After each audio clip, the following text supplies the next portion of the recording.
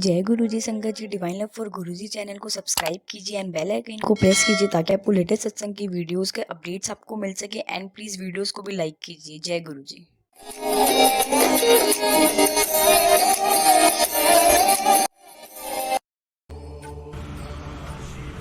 जय गुरुजी संगत जी। मेरा नाम निष्ठा है और मैं गुजरात में रहती हूँ और मैं फ़िलहाल एक स्टूडेंट हूँ।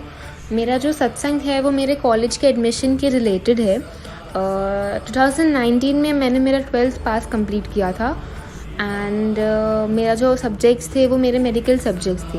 तो मैंने मेडिकल एंट्रेंस दिया फॉर फ्यूचर एडमिशन जो भी रहता है कॉलेज के लिए।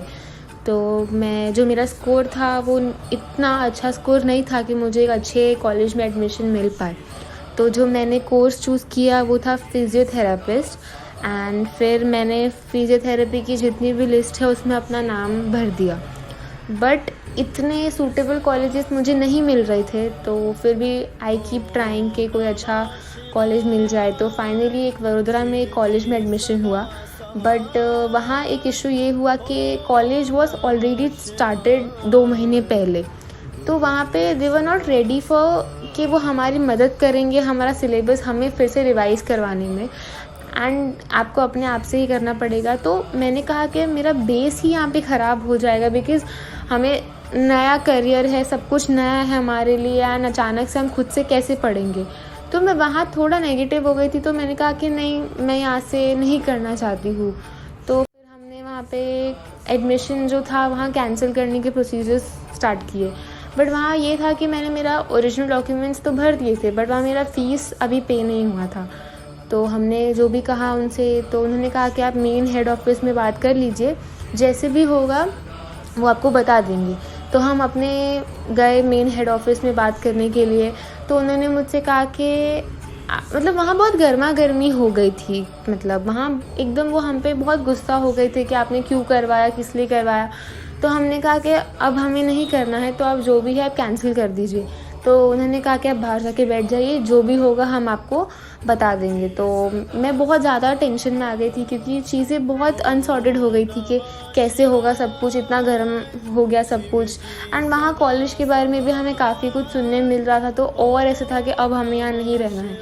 तो हमने सिर्फ एक ही काम किया, हमने सिर्फ गुरुजी का मंत्र जाप किया वहाँ बैठ के, और गुरुजी ने बस बहुत अच्छा सल्यूशन हमारे को उसी टाइम निकाल के दे दिया। उन्होंने हमें, जो हमारे जो मेन सर थे, उन्होंने हमें अंदर बुलाया। उन्होंने हमें कहा कि आप 5000 की पेनल्टी पे करके आप अपने डॉक्यूमेंट्स ले लीजिए। तो मैं बहुत खुश हो गई कि चलो यहाँ पे एक सल्यूशन निकल गया। उसी दौरान सूरत में कॉलेज में मेरी बात चल रही थी। तो वहाँ हमारी जो भी बात हुई, तो उन्होंने मुझसे कहा कि आप, कॉलेज हमारा भी स्टार्ट हो गया है, बट कॉलेज को स्टार्ट हुए 2-3 दिन ही हुए, तो आप आइए, बैग वैग सब डॉक्यूमेंट्स लेके एक ही बार आप आ सकते हैं, मतलब आप स्टार्ट कर दो कॉलेज आना। तो हमने कहा कि ठीक है। तो मैं, और वो कॉलेज हमने देखा हुआ था, बट वहाँ का प्रॉब्लम ये था कि वो कॉलेज नेशनल हाईवे पे था, लाइक एकदम गांव के अंदर जाके मेन हाईवे पे वो कॉलेज था। बिल्कुल सन्नाटा था वहाँ पे, बिल्कुल शांति अंदर गांव में जाके। तो मैंने कहा कि देखते हैं वहाँ जाके जैसा भी होगा। तो मैं यहाँ से अपनी सारी तैयारी करके निकली घर से।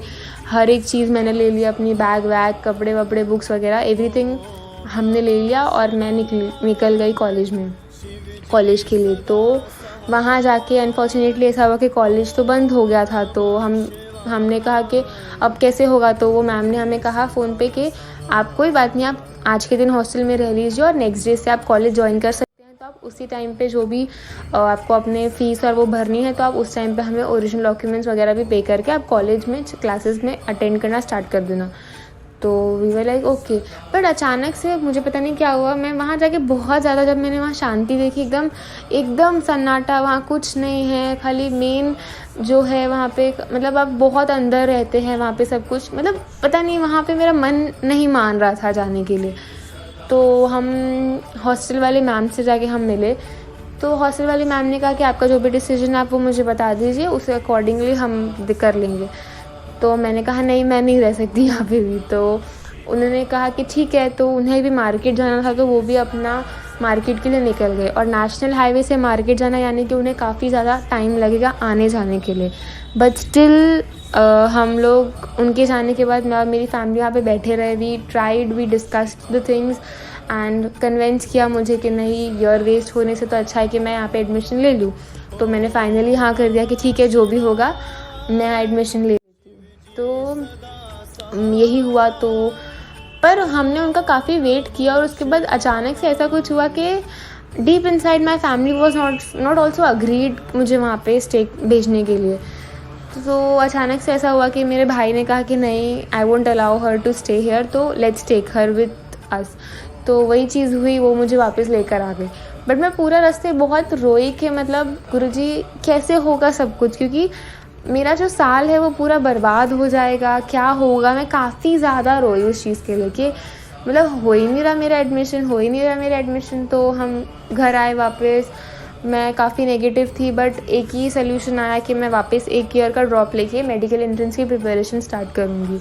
तो वही चीज़ हुई। फिर उसके बाद हम काफ़ी टाइम बाद मेरे नानी के घर गए अमृतसर में। तो वहाँ मेरी मासी भी आए हुए थे। उन्हें एस्ट्रोलॉजी बहुत अच्छे से आती है। तो उन्होंने मेरी पाम रीडिंग की। आई एग्री कि गुरुजी हमेशा मना करते हैं एस्ट्रोलॉजी के लिए, बट उस टाइम पे मुझे वो बात समझ में ही नहीं आई। और उन्होंने मेरी पाम रीडिंग की और उन्होंने ऐसा कुछ कहा कि आई वॉज़ वेरी शॉक्ड कि गुरुजी ये क्या हो गया। क्योंकि उन्होंने कहा मुझसे कि तेरा मेडिकल लाइन में जाना बहुत मुश्किल है। तो मैं बहुत ज़्यादा शॉक्ड हो गई, क्योंकि मेरा मेडिकल लाइन में जाना एक बचपन से ही सपना रहा है। तो मैं बहुत ज़्यादा ऐसे हो गई कि गुरुजी ये क्या हो गया, साल भी वेस्ट हो रहा है, एडमिशन भी नहीं होगा, अभी कैसे होगा सब कुछ। बट मतलब कुछ समझ में नहीं आ रहा था मेरे को। फिर मैं अपने घर वापस आई तो एक ही चीज़ दिमाग में थी कि साथ साथ प्रिपरेशंस भी करूँगी और जो होगा तब देखी जाएगी। तो फिर थोड़े दिन बाद हमने स्वाति आंटी का जो एक सत्संग है उनके इंस्टाग्राम पेज पे, वो हमने सुना एस्ट्रोलॉजी के ऊपर। तो वो सत्संग सुनने के बाद मैं बहुत ज़्यादा पॉजिटिव हुई कि नहीं, हाउ कैन आई फॉरगेट कि गुरुजी हमारी एस्ट्रोलॉजी को भी फेल कर सकते हैं, क्योंकि हमारे साथ गुरुजी हैं तो हमें और किसी चीज़ की भी ज़रूरत नहीं है। तो मैं बहुत पॉजिटिव हुई उस चीज़ के बाद कि नहीं, गुरुजी ने जो करना है वो बहुत अच्छा करेंगे मेरे लिए। फिर मैं वहाँ से कहते हैं ना कि स्टेप बाय स्टेप मैं गुरुजी से काफ़ी ज़्यादा जुड़ती जा रही थी इस टाइम पे। फिर उसके बाद में फाइनली जब हमारा जो एंट्रेंस आने वाला था उस टाइम पे कोरोना की न्यूज़ फैलने लग गई थी कि कोरोना मतलब आ रहा है एंड लॉकडाउन एंड ऑल सब हो गया था। तो उस टाइम पे तो कुछ समझ में नहीं आया, बट जब हमें ये पता था कि कोरोना लॉकडाउन है, बट वो इतना लंबा चलेगा वो हम में से किसी को नहीं मालूम था।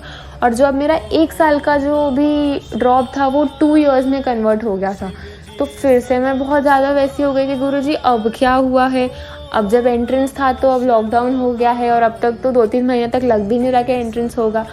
तो फिर वही सब चीज़ें हुई। तो इसी दौरान मेरी बहन जो सिस्टर जो दिल्ली में रहते हैं, जिन्होंने हमें गुरुजी से ही मिलवाया था, वो आई यहाँ पे और उन्होंने मुझे गुरुजी का बहुत ही प्यारा स्वरूप दिया। और उन्होंने मुझसे जब ये चीज़ कही ना कि गुरुजी ने उनके मन में ये डाला था कि उन्हें ये स्वरूप मुझे देना है, मैं बहुत ज़्यादा खुश हुई उस टाइम पे कि चलो गुरुजी हैं मेरे साथ में, अब सब अच्छा ही है करके। तो फिर वही चीज़ हुई। फिर उसके बाद में हम लोग ने बहुत सारे कीर्तन भी करवाए थे गुरुजी के उस टाइम पे और बहुत गुरुजी ने हमें ब्लेस किया। संगत जब मानोगे नहीं, गुरुजी ने बहुत ज़्यादा ही ब्लेस किया है। फिर उसके बाद फाइनली सितंबर में हमारा एंट्रेंस का डेट आ गया। मेरा फर्स्ट हाफ जो सितंबर का है उस टाइम पे मेरा एंट्रेंस एग्जामिनेशन हो गई थी। बट हमारे फैमिली में ऐसा कुछ हुआ कि सेकेंड हाफ जो है सितंबर का, उस टाइम पे मेरी बुआ की डेथ हो गई थी जो मेरे से काफ़ी ज़्यादा क्लोज़ हैं। वो उनकी डेथ देखने के बाद मैं थोड़ा बहुत ज़्यादा एकदम वीक हो गई थी। तो मैं अपने घर के दूर कहीं जाना नहीं चाहती थी। तो फिर मुझे कुछ समझ में नहीं आ रहा था कि गुरुजी अब क्या होगा, क्योंकि बुआ की डेथ देखने के बाद एक अंदर से वो हो गया था कि बस अब फैमिली के आसपास ही रहना है मेरे को। तो फिर उसके बाद में फाइनली अक्टूबर में मेरा रिज़ल्ट आया, मैंने एंट्रेंस क्लियर कर लिया। तो अब आया एडमिशन प्रोसीजर्स। मुंबई में इस टाइम पे जाना बहुत मुश्किल था बिकॉज़ कोरोना था और मुंबई में बीइंग अ गुजरात स्टूडेंट मुझे जल्दी से वहाँ पे प्रायोरिटी नहीं मिलती।